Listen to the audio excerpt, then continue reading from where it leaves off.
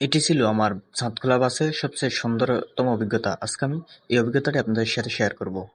সাতখোলা বাসের জার্নিটা শুরু করি আমি বন্দরনগরের টাইগার বাস এরিয়া থেকে। এখান থেকে বিকেল ৩টায় সাতখোলা বাসটি ছেড়ে যায় এবং ভাড়া জনপ্রতি ৮০ টাকা সি বিচ পর্যন্ত, আর ডিসি পার্ক পর্যন্ত জনপ্রতি ৪০ টাকা করেই নিয়ে থাকে তারা।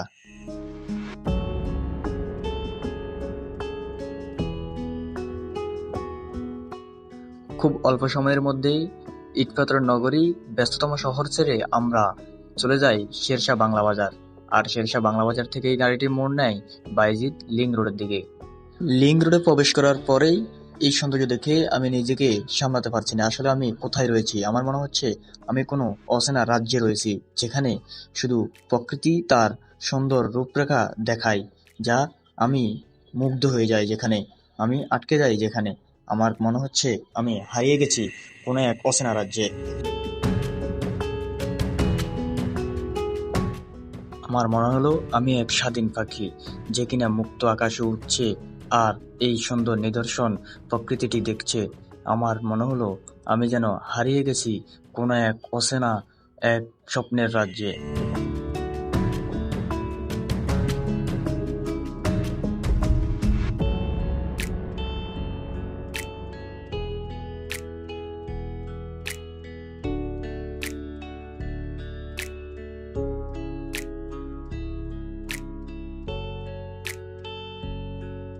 লিংক রোড এরিয়া শেষ হওয়ার পরে আমরা ঢাকা চট্টগ্রাম মহাসড়কে সৌন্দর্য দেখতে থাকি। আসলে অসাধারণ ছিল এই ব্যস্ততম সড়কটিও। হাইওয়ে থেকে মোড় নিয়ে আমরা বাইপাস সড়ক হয়ে ডিসি পার্ক পর্যন্ত এসে যাই।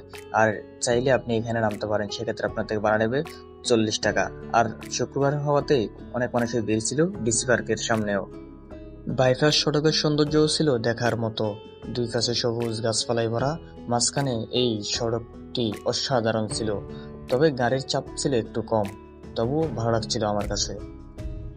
ডিসি পার্ক পার হওয়ার কিছুক্ষণ পরেই বৃষ্টি এসে যায়।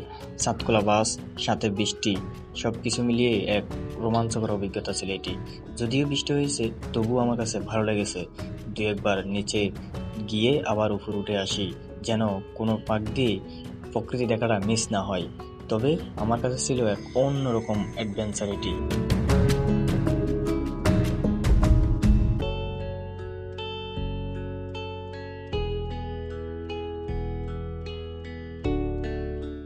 এক পাশে বিশাল সমুদ্র, আর অন্য পাশে সবুজ প্রকৃতি এবং বড় বড় উঁচু উঁচু বিল্ডিংগুলোর মাঝখান দিয়ে দেখা দেয় এক সুন্দর রংধনু, যা একেবারেই অন্যরকম ছিল।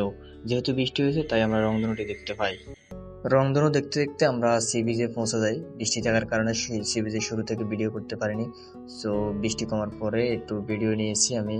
আসলে এরিয়াটা খুব সুন্দর ছিল এবং হালকা হালকা বৃষ্টিও পড়তেছে, তবুও অসাধারণ ছিল এটি।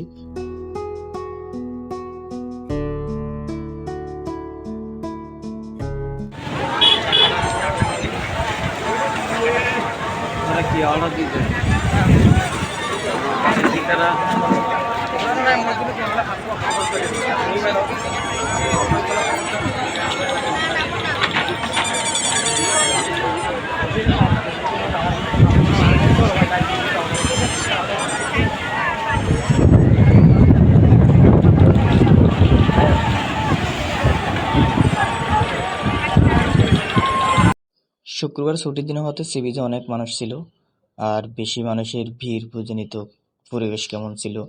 তবুও প্রকৃতির যে বাতাস, সাগর পার বসে উপভোগ করা, এটা বেস্ট ছিল।